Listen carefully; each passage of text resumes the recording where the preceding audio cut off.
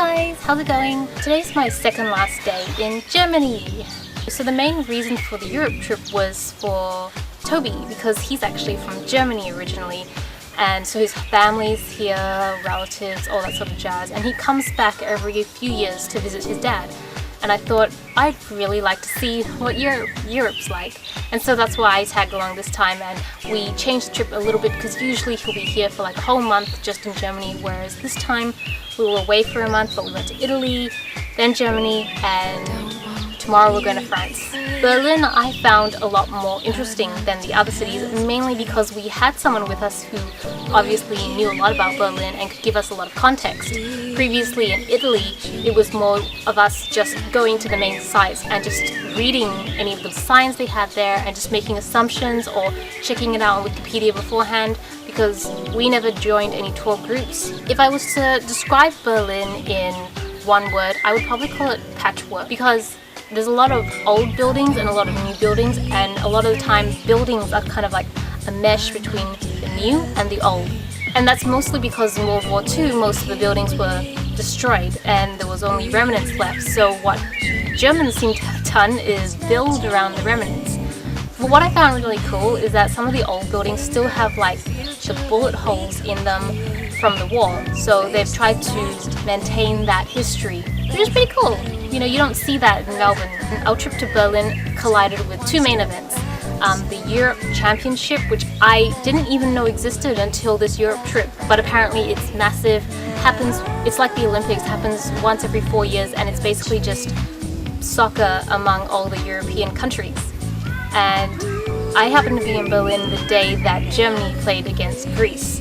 There's a lot of crazy German fans, slightly drunk, all getting really amped up, and fortunately Germany did win against Greece, and then later they lost against Italy.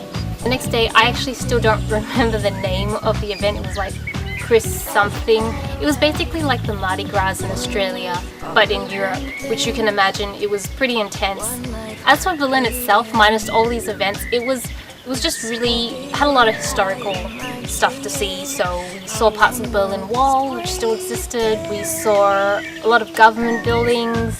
The rest of the trip we actually went back to Toby's hometown, which is quite far north near a city called Kiel.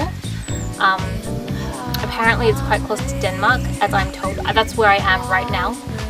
It's very naturey. There's not many people in this town. I think there's like 200 people, 300. I think this is like the smallest town I've ever been in my entire life. And of course everybody speaks German.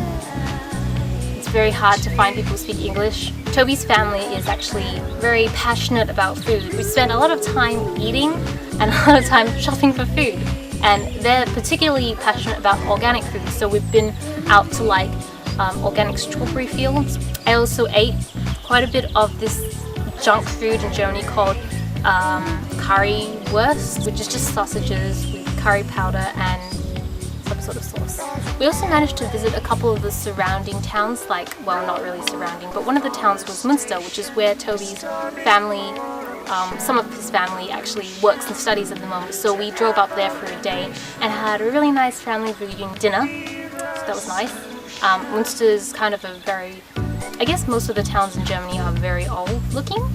We also went to Lubeck, which is the birthplace of marzipan. I'm personally not a huge marzipan fan, but I know tons of people are, like Tobias just dies over this stuff, he loves it. The thing about Lubeck, which I found really interesting, is that it reminded me of Disneyland, which makes sense because I think Disneyland is pretty much based off a lot of the castles in Germany, and that's why the association to fairy tales is there as well. And to finish off the trip, Tobias celebrated his birthday and had a barbecue with a lot of his friends, except the fact that they couldn't really speak English for a continual amount of time, which you kind of understand. Thanks so much for watching this vlog. Stay tuned for the next video on my Europe trip, which will be recorded in Paris. But until then, I'll see you guys in the next video. Bye!